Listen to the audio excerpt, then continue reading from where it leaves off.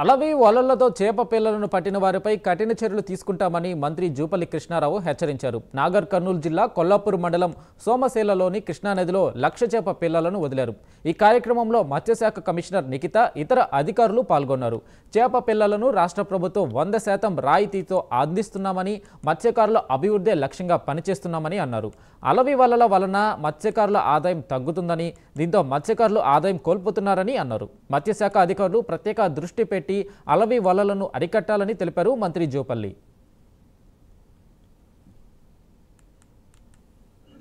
Seed ఉత్పత్తి కేంద్రం ప్రారంభం చేసింది దగ్గరలో ఉంది కాబట్టి సీడ్ అనేది మనకు అందుబాటులో ఉంది.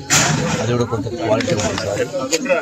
దాన్ని చేసేదాన్ని ఔత్సాహిక నిరుద్యోగ యువకులు వాళ్ళు ఈ చేపల ఉత్పత్తి కేంద్రాన్ని ప్రారంభం చేసుకుంటే, అంటే ఎట్లయితే పౌల్ట్రీ ఫామ్ చేస్తారో ఈ ఫిష్కి సంబంధించి కూడా అదే ప్రకారం చేసుకుంటే ప్రభుత్వం నుంచి సబ్సిడీ ఉంది. 40% సబ్సిడీ ఉంది, 60% సబ్సిడీ ఉంది. సో ఇది కూడా కొంత ఉపాధి పనికొస్తుంది.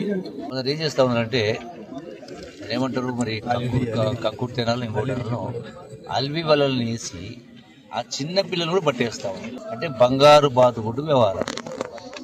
బంగారు బాతు అంటే బాతు బంగారు పెట్టిందని మొత్తం ఒకటేసారి కోసేస్తే అది ఎలా ఉంటుంది. అట్లాగే ఈ చేప పిల్లలు పెరిగి పెద్దగా కావాలి. కాబట్టి నాకు విజ్ఞప్తి మొత్తం గంగపుత్ర సోదరులందరూ కూడా ఈ చేపలు చేసేటప్పుడు అందరూ కూడా విజ్ఞప్తి, దాని ద్వారా ఈ చిన్న పిల్లలు పట్టకుండా